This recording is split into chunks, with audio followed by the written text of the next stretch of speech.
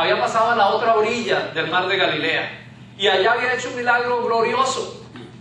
Había un endemoniado que todo el mundo le corría, hermanos. Este hombre, nadie se lo quería encontrar. Y le había tocado irse a vivir en las tumbas, en los sepulcros. Y cuando lo habían logrado atrapar para que no hiciera daño, le habían puesto cadenas y grillos y lo rompían, hermano. Yo me imagino que era una especie de monstruo. Y allá llegó el Cristo poderoso, el que cantábamos hoy, y lo liberó. No tenía un demonio, sino una legión. Y los demonios fueron espantados a un hato de cerdos que fue y se desbocó. ¿Usted se imagina el escenario? Dice que la gente que vivía por ahí se espantó, que salieron a correr y vieron: aquí está pasando algo que nunca hemos visto. Jesús toma la barca y se devuelve a la otra orilla. Y llega a la otra orilla, hermano, usted sabe, el rumor ya estaba por todas partes, lo estaba esperando una multitud de gente, tanto que le tocó quedarse como a la orilla, no lo dejaban pasar. Y en ese momento llega un hombre llamado Jairo, que era un principal de la sinagoga, y le dice: te necesito. Mi hija se está muriendo. Si tú vienes, ella puede vivir. Jesús hace caso y se encamina. Pero la multitud se viene y se agolpa hacia él y lo comienzan a seguir hacia la casa de Jairo. Y dice que lo apretaban y lo empujaban. Me imagino a los discípulos, hermano, actuando como guardaespaldas. Imagino a Pedro, que era el más osado allá, quitando gente, no sé haciendo qué, ¿cierto? Así como en el tiempo de hoy, ¿sí? Los guardaespaldas quitando a los paparazzis que tratan de asediar a la farándula, ¿no? Y por ahí se ha visto que ya hoy en día hay una cantidad de problemas acerca de ello y ya se pasan de la línea y los de la farándula atacan a los otros. Esto, en fin, no voy a meterme allá.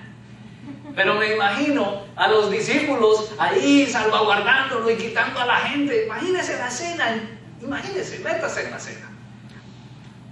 Yo creo que a Jesús le quedaba difícil descansar, ¿sabe? Le quedaba difícil reposar, se tenía que esconder para poder reposar un momentico. Yo creo que las jornadas del Señor Jesús eran bien difíciles. Cuando tenga una jornada dura en el trabajo, acuérdese que hay otro que tuvo tal vez jornadas más difíciles. Está para darle a usted un aire y una motivación. El relato bíblico dice que la multitud estaba sobre él.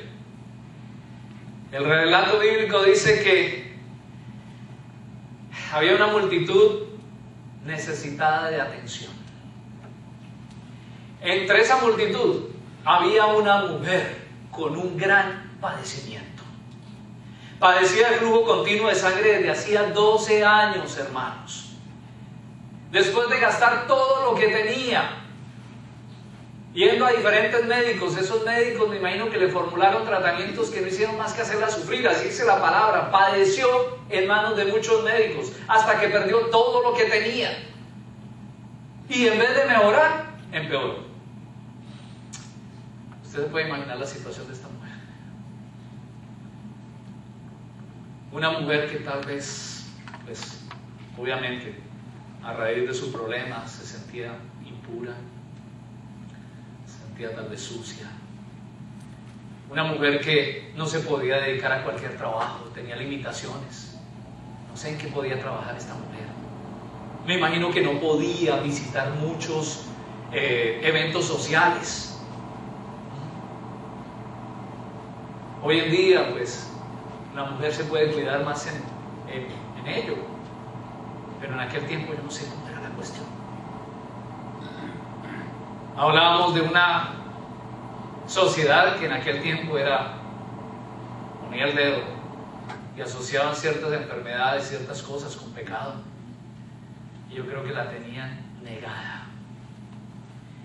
Y la mujer no estaba pasando eso por un mes. Desde hacía 12 años, hermanos. Por eso dice la palabra que había una mujer con un gran padecimiento en medio de la multitud. Pero esta mujer se abrió paso entre la multitud y le llegó por detrás al Señor Jesús. Y como pudo, yo no sé, venció la multitud del cerco de seguridad, si le quiere decir así. Y como pudo, extendió la mano y quería tocar el manto de Jesús. Porque había dicho, si tan solo yo pudiese tocar el manto de Jesús, seré sano. Yo tuve un poquito de problema con la versión Reina Valera. La versión Reina Valera dice que si ella tocaba el manto de Jesús sería salva. Luego dice que fue sana y que el Señor Jesús le dijo, tu fe te ha salvado y por ende has sido sana. Me puse a investigar cerca de 10 versiones bíblicas, en inglés, en español, y en todas las demás versiones habla de sana, no salva. Eso le puede dar un giro completo al texto para entenderlo. Y yo prefiero acogerme a la versión consolidada de las otras traducciones bíblicas. Este es el problema a veces con las traducciones.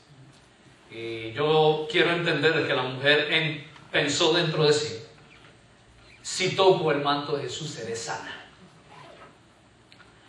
Al tocar el manto del Señor Jesús, el flujo de sangre paró inmediatamente, y fue sana al instante.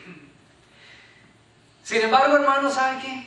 Con todo lo glorioso que eso fue, no es lo que más me sorprende del texto. Lo que más me sorprende y lo que más me interesa del texto es la pregunta del Señor Jesús. El Señor se dio la vuelta y le preguntó a sus discípulos, ¿quién me tocó? ¿Quién ha tocado mis vestidos? Una pregunta aparentemente tonta. Pero ¿sabe qué? Está llena de significado. Sería tan aparentemente tonta que los mismos discípulos le respondieron de una manera un poco irreverente, un poco altanera. ¿A usted le ha pasado que a veces hace una pregunta tonta por ahí? Y alguien que le tiene confianza le cae encima? ¿Cierto? Pero yo creo que los discípulos aún así abusaron aún de la confianza y le dijeron, porque cuando yo lo leo me da ese sabor, hermano. ¿Sí? Le dijeron, ¿ves que la gente se agolpa sobre ti y te empuja? Y todavía preguntas, ¿quién me tocó?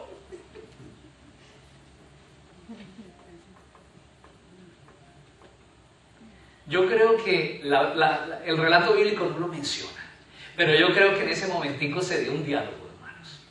Yo creo que eso dio para charlar. Yo creo que los discípulos, aún desconcertados por la pregunta, yo creo que intentaron responderle.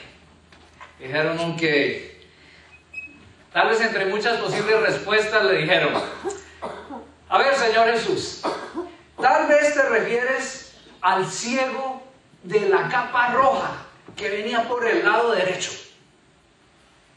Y yo creo que Jesús le dijo, no, ese no me tocó. Bueno, tal vez fue el cojo del manto blanco. No, ese tampoco me tocó. Tal vez fue el sordo que viene desde lejos siguiéndonos. Ese tampoco me tocó. Tal vez el mudo del manto verde que no ha hecho más que jalarnos a nosotros y tratarnos de quitar. Ese fue. Ese tampoco me tocó. Tal vez fue el leproso molesto que anda ahí al lado nuestro, clamando y gritando que le pongas atención. Tampoco ese me tocó.